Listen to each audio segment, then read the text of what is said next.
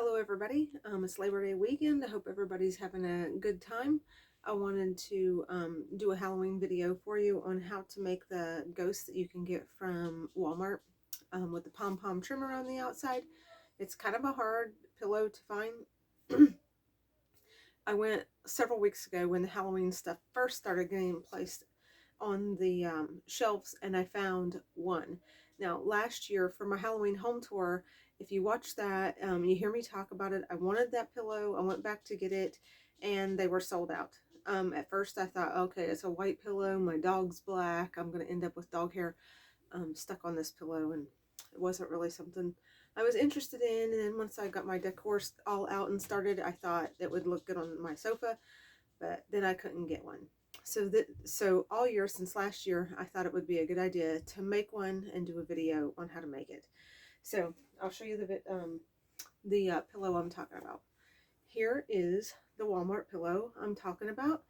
I went back to Walmart recently to see if they had any more, just like a week or so after I first got this one, and there was already none left.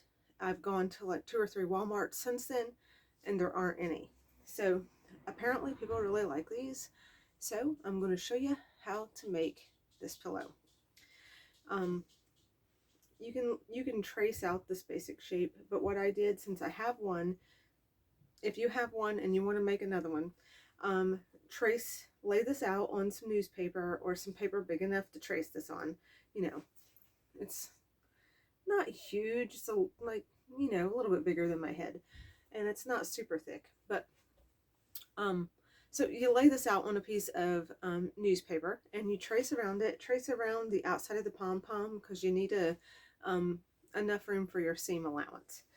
So this is what you're looking for if you go to Dollar Tree and you want to make it out of what I made it out of.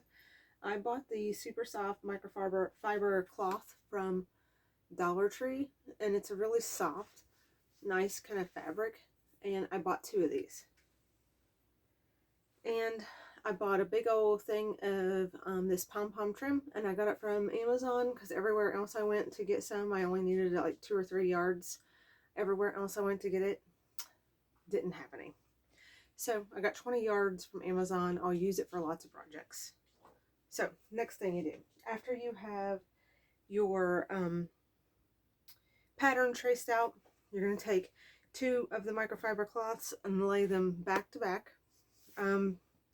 You can pick whichever side you want. They're pretty much the same on both sides. It doesn't really make a difference. So lay it out, lay your pattern down on it, pin your pattern to the fabric so it's not moving and slipping while you're cutting it out, because it's not the easiest fabric to cut out.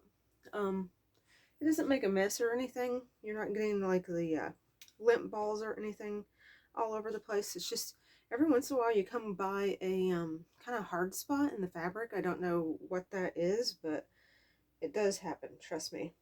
Because the first pillow I made, I sewed it, and when I was sewing it, I noticed that there were hard spots in it. And then the second one I hot glued, because I wanted to try both for you. So you got your 2 pieces of fabric cut out. You're going to take your trim, and let me point you down so you can see what I'm talking about.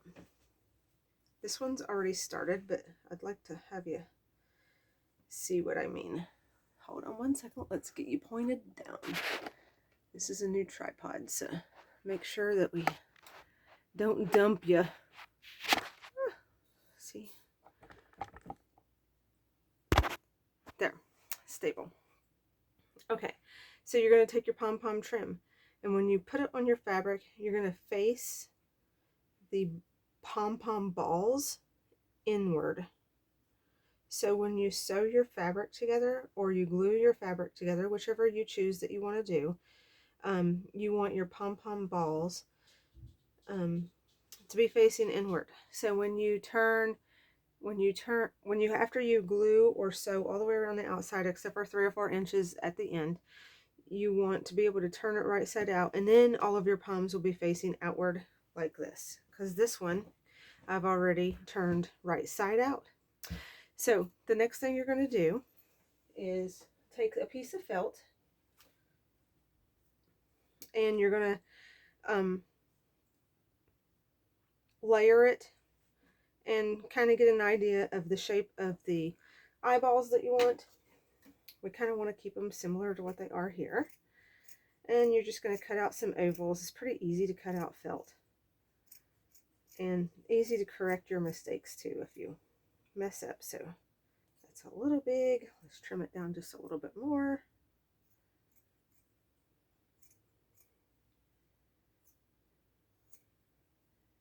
See, that's pretty good. And then cut out. Get rid of my scrap. Cut out one mouth. And it's a little bit shaped, kind of, you know, banana-like.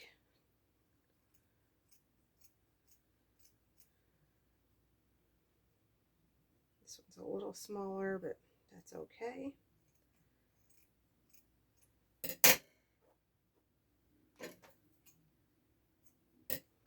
See, so there, like that. Okay, so then you're going to take those, and I think even the pillow I sewed, I went ahead and glued the face down. So you lay them where you want on your ghost, kind of in the same spot, like, you know, lined up with where the, what would that be called? Shoulders? I'm not sure. But anyway, line them up, you know, so that the eyeballs are in the same place. And then hot glue them down really good. Try not to get your hot glue too close to the edges so that when you push it down, it doesn't ooze out around the edges. Okay, so I have these glued down already. And then the next thing you're going to do is you got your hole that you didn't glue shut or sew shut yet. So then you're going to take, I'll show you what I have. Let me point you back up, so I'm not just talking to you and you're not seeing me.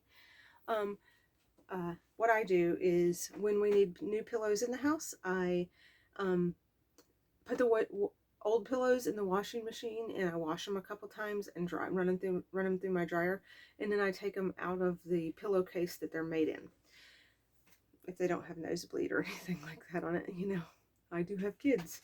So then what I end up with is I always have this bag like this full of pillow stuffing, and sometimes it gets kind of flat and kind of ugly, but it works great for projects. So what I do then is I just, you know, tear off.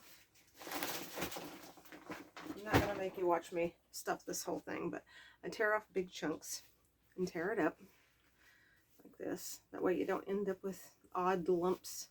But if you tear it up like this and you make it kind of like fresh stuffing again, and then stuff it down in here, go to the farthest point first, which on this one is the tail of the ghost, and see, you just keep stuffing it until it's pretty tight, and then when you get to the end, you hold it together so that you're matching up with your hem that you've already made, and you close it up. So this one I'll give away as a gift to somebody because this one's an extra one.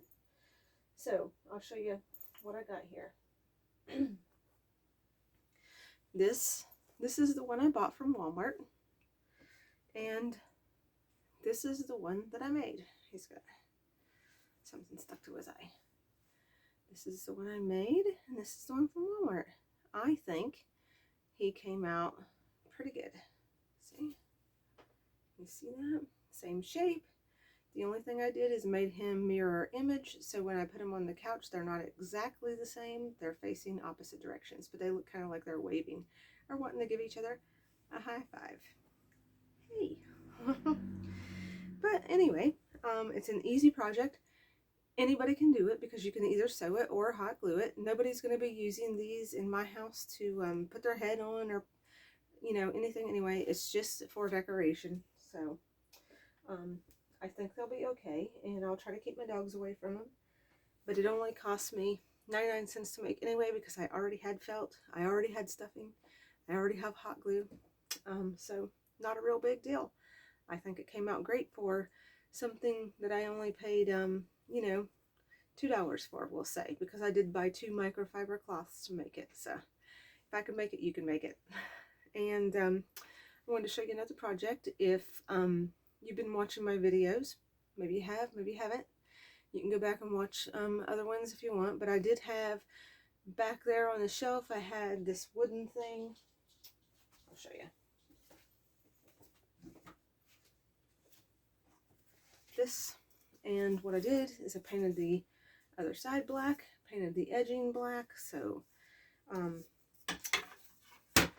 like that. And then I had showed you that I painted cut a skull in half, and I painted the skull. And then I also took a piece of foam core and I painted it neon. It's these glows with black light neon paints. It's a folk art paint. I will tell you something about this paint. This isn't like normal paint where like a white paint you'll paint on it, and if you get anything in it, the white paint just covers, like lint and that kind of thing. This paint, if you get lint in it, every coat you paint, the lint still shows. So I'm gonna try experimenting on it with it on some other materials. Maybe try using a chalk paint first and then go over it with this, see if it takes less coats of paint. But in order for this to look like a solid piece of this color, I know it looks like it is on the camera, but when I hold it up to the black light, you can still see brush strokes of like the white underneath. It's not completely covered. So I'm going to try something else to see if it comes out better.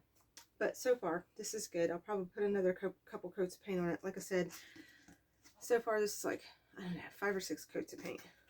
It's a lot of coats of paint, but it's easy to paint, so not a real big deal. But this is what I'm going to do so far. I have this. It's going to go in here like this. And then he's going to go in here like this. And then I'll decorate the top of him and the bottom of him. Have a couple roses that I'm going to do something with. But I think it's going to come out good. And I'm super excited about where this is going to go in my house for my Halloween home tour. I hope you guys are getting excited for Halloween home tours. I know I am. I think since 2016, I don't think there's a Halloween home tour I haven't seen. If you mention to me any Halloween home tour, I probably have seen it. I watch Halloween home tours all year long because Halloween is my absolute favorite holiday to decorate for, and Christmas is pretty close behind. But Christmas, I like vintage type Christmas stuff. I feel like it's sparkly and I don't know. I feel like it's not as artsy as Halloween. Halloween, I feel like you have to kind of have your own ideas and come up with like creative ways to do things that other people aren't doing. And I don't know. I just feel like it's more artsy. And I really enjoy that. So if you have any questions or anything, let me know. And make sure that you like my video and subscribe. I'll be doing more. Thanks. Have a good night. Bye.